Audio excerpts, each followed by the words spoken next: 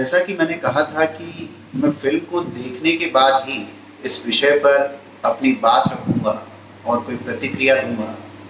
तो मैंने फ़िल्म को देखा और अपनी जो बौद्धिक और तार्किक क्षमता है, उसके आधार पर तथ्यों का आकलन किया कि ये फ़िल्म क्या बताती है, कितनी पूरक है या आधी अधूरी जानकारी को समेटे हुए है।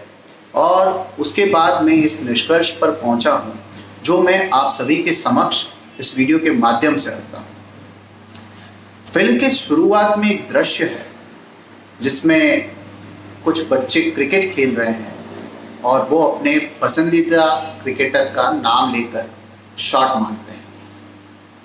फिल्म में दिखाया गया कि कुछ युवक जिनको वो नाम पसंद नहीं और जो उस नाम से और हिंदुस्तान से नफरत करते हैं, वो उन बच्चों पर टूट पड़ते हैं और उनको मारते हैं और उन्हें कुत्ता शब्द भी कहते हैं। जो कुत्ता शब्द है वो अंग्रेज इस्तेमाल करते थे। तो ये जो पिक्चर के अंदर जो प्रभाव विवेक अग्निहोत्री जी का दिख रहा है, वो अंग्रेजों वाला कहीं ना कहीं नजर आ रहा है। दूसरी बात मैं बताता हूं कि नदरू जो है वो 1990 में 28 रुपए किलो दिखाया गया।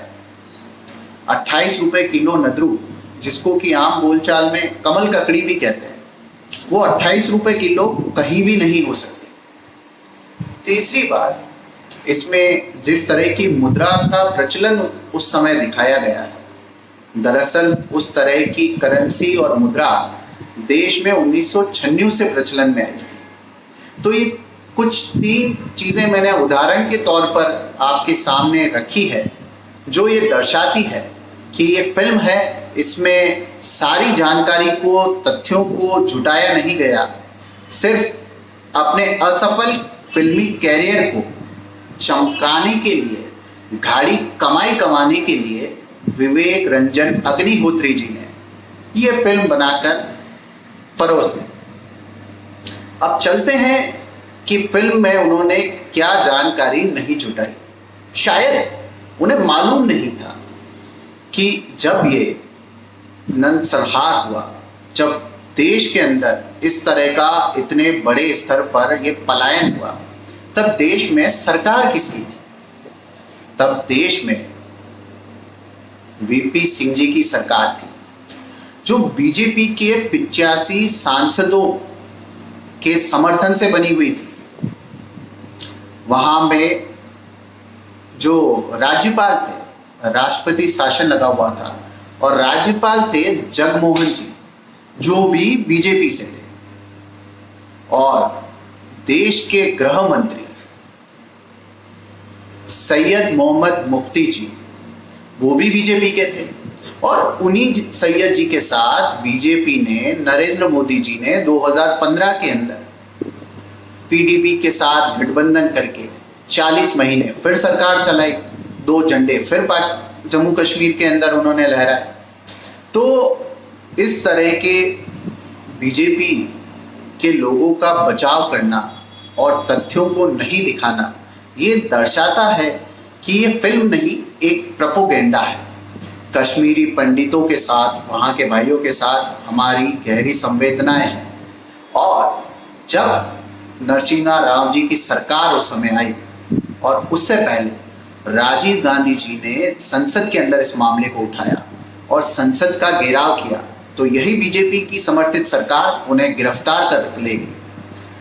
जब नरसिम्हा राव जी ने आर्मी को सख्त आदेश दिया कि किसी भी आतंकवादी को बख्शा नहीं जाए और किसी भी कीमत के अंदर घाटी के अंदर शांति बहाली करी जाए, तब भी ये लोग, जो कि इनके मुख्य थे, अटल बिहारी जी थे, लाल कृष्ण जी थे, सुषमा स्वराज, उमा भारती, राजनाथ सिंह जी, अरुण जेटली जी, नरेंद्र मोदी जी, ये सभी लोग पिक्चर से गायब थे, क्योंकि इन्होंने कभी कश्मीरी पंडितों के साथ, वहाँ के लोगों के साथ आत्मीयता रखी नहीं। इन्हें तो था सिर्फ अपना पॉलिटिकल एजेंडा, कैसे इन कश्मीरी पंडितों के जरिए, इन पीड़ितों के जरिए पूरा किया जाए।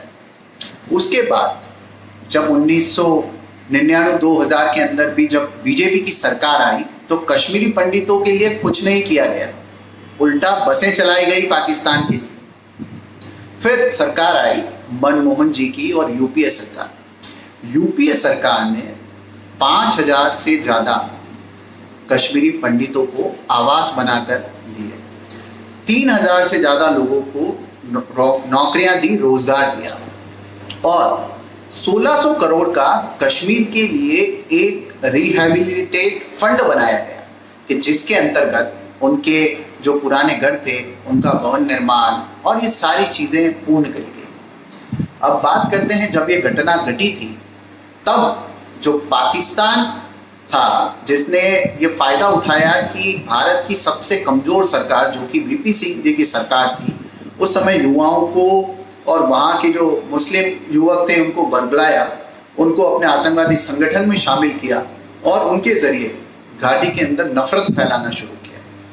जब ये नफरत अपने चरम पर थी तो उन्होंने लोगों की हत्याएं और ये सारी चीज़ें करवाना शुरू करा। लेकिन हत्याएं जो हुई उसमें कश्मीरी पंडितों के साथ साथ कई पंजाबी भी थे, कुछ बिहारी लोग भी थे जो वहाँ काम करने गए थे, और कुछ मुसलमान लोगों को भी मारा गया था जिससे दहशत कायम हो सके।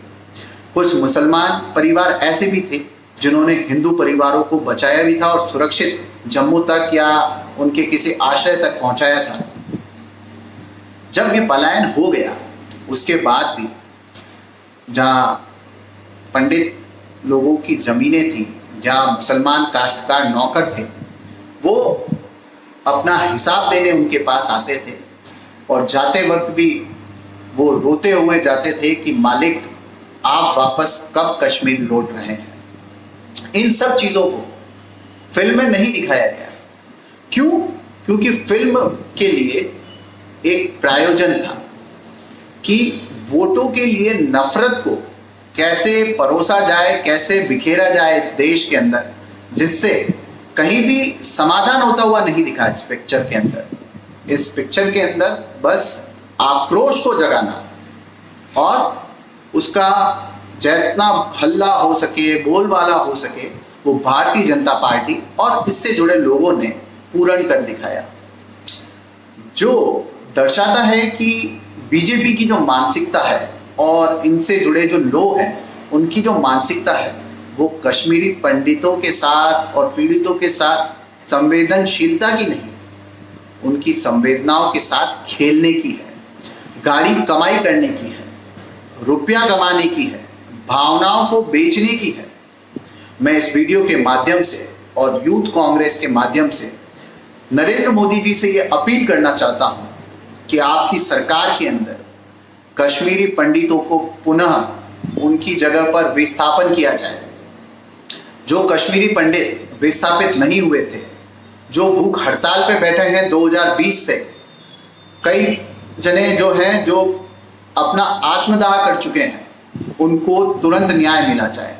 और पिक्चर से जितनी भी कमाई हो रही है, जितने भी अभिनेता हैं, वो ये पूरी कमाई छोड़कर इसको कश्मीरी पीड़ितों के उत्थान के लिए दान करें। धन्यवाद। जय भारत, जय हिंद।